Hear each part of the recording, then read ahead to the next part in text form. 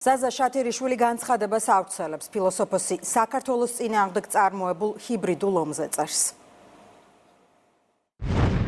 მას შემდეგ, რაც რუსეთსა და უკრაინას შორის ფართომასშტაბიანი ომი დაიწყო, საქართველოს ლეგიტიმურ ხელისუფლებაზე უსამართლო დაუსაბუთებელმა ზეწოლამ არნახული მასშტაბი მიიღო. დღეს საქართველოს თითოეულმა მოქალაქემ ზუსტად იცის ამ ზეწოლის მიზანი. ქვეყანაში ხელისუფლების შეცვლა, მმართველობაში აგენტურის დაბრუნება და შემდეგ საქართველოში მეორე ფრონტის გახსნა. ჩვენი ქვეყნისთვის ეს დამღუპველი სცენარი, რომ გლობალური ომის პარტიის იგივე დიპსტეიტის მიერ იყო ომამდე გაწერილი, უთყუარად არაერთი ფაქტით დასტურდება. განსაკუთრებით ყურადსაღებია უცხოეთის სპეცსამსახურების მიერ დაგეგმილი სპეცოპერაცია, როდესაც სააკაშვილი არჩევნებამდე რამდენიმე დღით ადრე საქართველოში შემოაპარეს. სტაჟიანი აგენტის დავალება არჩევნების დღეს საჯაროდ მოულოდნელად გამოჩენა, რევოლუციური პროცესების აგორება და ლეგიტიმური ხელისუფლების დამხობა იყო. ამავე დავალებას ასრულებდა გიორგი გახარია, დიპსტეიტის კიდევ ერთი აგენტი, რომელიც ჯერ მინისტრობის დროს აჯანჯღარებდა ქვეყანას, მიზანმიმართულად აზიანებდა პოლიციის და ხელისუფლების რეპუტაციას. ბოლოს კი მთავრობის ჩამოშლის მიზნით თანამდებობიდან გადადგა. თუმცა ორივე შემთხვევაში გარი ძალების დალაგებული გეგმა ბიძინა ივანიშვილის და მისი გუნდის მიერ გაშიფრული იქნა და ხელისუფლების დამხობის მცდელობები წარმატებით განეიტრალდა. ამასობაში ომიც გაჩაღდა, ხოლო დიპსტეიტმა საქართველოში პროცესების ასარევად გეგმა B აამუშავა, რადგან ომამდე ქვეყნის სათავეში აგენტურის დაბრუნება ვერ მოხერხდა, ომის დაწყებიდან წერტილოვანი დარტყმები ამოქმედდა, რაც საბოლოო ჯამში იგივე მიზნით ლეგიტიმური ხელისუფლების დამხობით უნდა დასრულებულიყო. ომის დაწყებიდან 4 წლის თავზე დიპსტეიტის მიერ კონტროლირებადი შიდა თუ გარე ძალები დაჟინებით ცდილობდნენ დავალების შესრულებას. ყველას კარგად გვახსოვს ის პროვოკაციები და პროვოკაციული განცხადებები, რასაც ამ წლების მანძილზე ვხედავთ და ვისმენთ.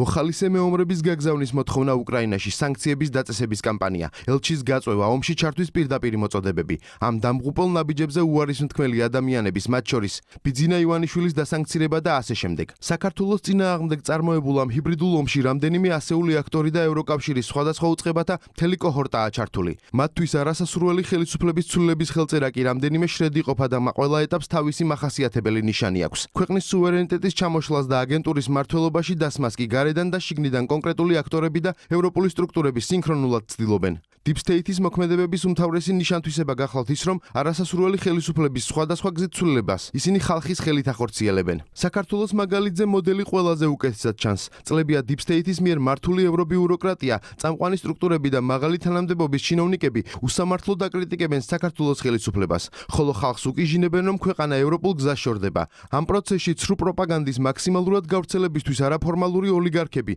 მათ მიერ კონტროლირებად მეინსტრიმ მედიას აქტიურად იყენებენ. მათი გადმოსახედიდან ეს მეთოდი წესით წარმატებული უნდა ყოფილიყო, რამე თუ ქართულ საზოგადოებაში ევროპული ღირებულებების მიმართ მხარდაჭერა ძალიან მაღალია, მაგრამ მთავარი შეცდომა დიპსტეიტმა სწორედ აქ დაუშვა. ჩვენი მოსახლეობა ევროკავშირს პირველ რიგში ევროპული ღირებულებების გამო ესწრაფოდა. დღევანდელი ბიუროკრატია კი სრულად დაცლილია ამ ღირებულებებისგან, ხოლო ევროკავშირში მიმდინარე ნეგატიური პროცესები, უკონტროლო მიგრაცია, LGBT პროპაგანდა, სიტყვის თავისუფლების ხელყოფა, შერჩევითი სამართლის დაკანონება და ანტიეკლესიური გადაწყვეტილებები ქართულ ხალხს იმდენად აღაშფოთებს, რომ ერთ დროს ევროკავშირის მოწონების 80%-იანი რეიტინგი დღეს ისტორიულ მინიმუმზეა დასული.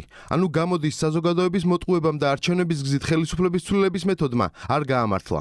რადგან თავად ღრმა პრობლემებში ყელამდე ჩაფლული ევროკავშირი დღეს დამოუკიდებელი, სუვერენული და სამართლიანი საქართველოს მოქალაქეებისთვის სახის წინ ჩამოკიდებული სტაფილოს როლს ვეღარ ასრულებს. არჩევნების შემდეგ სასურველ ქვეყანაში არასასურველი ხელისუფლების ცვლილების ერთ-ერთი მთავარი მეთოდი არის მონოპოლიზებული ინსტიტუტები. პირველ რიგში კი სასამართლო ხელისუფლება, რომელიც დიპსტეიტის ნებისმიერ დავალებას შეასრულებს. მაგალითები თანაც უახლოესი წარსულის აქაც უამრავია. მთელმა მსოფლიომ ნახა, როგორი უხეში ქირურგიული ჩარევა განახორციელა ოლიგარქიულმა მმართველობამ რუმინეთში, სადაც სასამართლოს აკონტროლებდა. არჩევნებში მათთვის არასასურველი კანდიდატი გაუძვრათ, თუმცა ყურით მოთრეული მიზეზით მოსამართლემ არჩევნების შედეგი გააუქმა. გამარჯვებულ კანდიდატს კი საერთოდ აუკრძალა შემდგომ კენჭისყრაში მონაწილეობა. ზუსტად ანალოგიური მინი მოდელი გათამაშდა საქართველოშიც. საპარლამენტო არჩევნების დროს, როდესაც ოპოზიციამ ასევე გამოგონილი გაჟონვის მიზეზით არჩევნების შედეგი სასამართლოში გააშაჩივრა, ხოლო ერთ-ერთმა რაიონულმა მოსამართლემ დიპსტეიტის კლანის წევრმა ხუჭუამ შედეგები გააუქმა. მართალია ზედა ინსტანციაში ყველაფერი კანონიერად დასრულდა, მაგრამ ერთი წამით წარმოიდგინეთ, სასამართლო ხელისუფლება რომ ოლიგარქების კონტროლის ქვეშ ყოფილიყო, ქართულ ოცნებას გაჟონვის საბაბით მოგებულ არჩევნებში დამარცხებულად გამოაცხადებდნენ და ხელისუფლებაში აგენტურა უმტკივნეულოდ კონტროლირებული სასამართლოს ხელით დაბრუნდებოდა. Deep State-ის ნაცადი ხელწერის ანალიზის მიხედვით სასურველ ქვეყანაში არასასურველი ხელისუფლების მოშორების შემდეგ იგზა რევოლუციაზე გადის. აქაც ყველაფერი ცხადია, ხალხის ხელით აკეთებენ. ამ შანტაჟში კი აქტიურად არიან ჩართულნი საქართველოში აკრედიტებული ეგრეთ წოდებული დიპლომატები, რომლებიც სინამდვილეში Deep State-ის მიერ მართული სპეცსამსახურების წარმომადგენლები არიან და მათ დიპლომატიურ საქმიანობასთან არაფერი აქვთ საერთო. სწორედ ელჩები ცდილობენ ადგილზე სიტუაცია კონტროლიდან გამოვიდეს. შეიქმნას მაქსიმალურად დაძაბული, პოლარიზებული და ზიზღით სავსე გარემო, რასაც კონკრეტული მიზანი აქვს. საქმე იმაშია, რომ საქართველოში მშვიდი და სტაბილური გარემო პირდაპირ ანადგურებს Deep State-ის რევოლუციურ გეგმას. ხელისუფლება დაამხოს და მათი მარიონეტების ხელით ქვეყანაზე მმართველობა დაიბრუნონ. სიმშვიდის და სტაბილურობის დარღვევას კი ეგრეთ წოდებული დიპლომატების ხელით ახორციელებენ. ისინი მუდმივად ახდენენ ზეწოლას მთავრობაზე, ადანაშაულებენ მას ევროპული კურსიდან გადახვევაში, რითაც ცდილობენ აგრესიული უმცირესობის ემოციებზე ითამაშონ და საზოგადოებას საკუთარი ხელისუფლების წინააღმდეგ განაწყონ. ამ პროცესში უდიდეს როლს თამაშობს ძალადობის და კრიმინალის წახალისება. ევროკავშირის ელჩის პაվել ჰერჩინსკის მეთაურობით ეგრეთ წოდებული დიპლომატები მუდმივად ამბობენ, რომ პოლიციელზე თავდამსხმელი, ამაღლობელი და რატიანი პოლიტიკური პატიმრები არიან. მოძალადე დემონსტრანტები მშვიდობიანი მომიტინგეები, ხოლო პოლიციელისთვის მოლოტოვის კოქტეილის მსროლელი ბანდიტი თავისუფლების მედროშე. ასეთი მოწყვლადი გარემოს შექმნა კი ერთადერთ მიზანს ემსახურება. გამოჩნდეს ვინმე თავზე ხელაღებული ადამიანი, რომელიც დაიჯერებს, რომ მთავრობა მას ევროპულ მომავალს ართმევს და შემდეგ სასხლეთს ხელს გამოჰკრავს. ამ სიტყვების პირდაპირ მნიშვნელობით. ხოლო თუ ასეთი ადამიანი ბუნებრივად არ გამოჩნდება, მათ თადარიგში რევოლუციური ტრენინგების შედეგად სპეციალიზებული ჯგუფები ჰყავთ, რომლებიც არეულობის მოსაწყობად ნებისმიერ დავალებას შეასრულებენ. ეს აპრობირებული მეთოდი Deep State-მა მეტნაკლებად წარმატებით სლოვაკეთში გატესტა. წლების მანძილზე მათ შორის ეგრეთ წოდებული ელჩების ხელით ამ ქვეყანაში აგრესიულად მიმდინარეობდა ლეგიტიმური მთავრობის და მათი პრემიერის რობერტ ფიცოს გაშავების კამპანია. მას გამუდმებით ეძახდნენ პრორუსს, მოძალადეს, ქვეყნის მოღალატეს და შედეგიც დადგა. სიძულვილით სავსე გარემოში Deep State-ის წვრილფეხა მწერალმა, სინამდვილეში კი დაქირავებულმა კილერმა, სწორედ რომ სასხლეთს ხელი გამოჰკრა და ფიცოს მკვლელობას სცადა. საბედნიეროდ ქვეყნის პატრიოტი პოლიტიკოსი გადარჩა. სწორედ ანალოგიური სცენარი მოქმედებს ჩვენს ქვეყანაშიც. ნურავის ექნება ილუზია, რომ ჰერჩინსკი ან რომელიმე მისი კოლეგა საქართველოს მომავალზე ზრუნავს. ნურავინი ფიქრებს, რომ მათ ჩვენი ქვეყნის ბედი ადარდებთ. მათ აქვთ კონკრეტული დავალება და სპეცსამსახურების მიერ გაწერილი გაიდლაინებით მოქმედებენ. მათი ყოველდღიური უსამართლო განცხადება, მათი ყოველი თავდასხმა საქართველოს ლეგიტიმურ ხელისუფლებაზე ემსახურება ერთადერთ მიზანს. ქვეყანაში მაქსიმალურად დაიძაბოს სიტუაცია, მოხდეს საზოგადოების მაქსიმალური პოლარიზება და ამ დროს აუცილებლად გამოჩნდება ან თავად გამოაჩენენ იმ ერთ თავზე ხელაღებულს, რომელიც ყველაფერზე წავა, მათ შორის ტყვიის გასროლაზე. ის ფაქტი, რომ Deep State საქართველოში რევოლუციისთვის მსხვერპლი სჭირდება, ეს არა ვარაუდი, არამედ დადასტურებული ფაქტია. ყველას კარგად გვახსოვს ლორა თორნტონის მაკკეინის ინსტიტუტის ხელმძღვანელის ღია წერილი, რომელიც საქართველოში მსხვერპლის აუცილებლობაზე საუბრობს.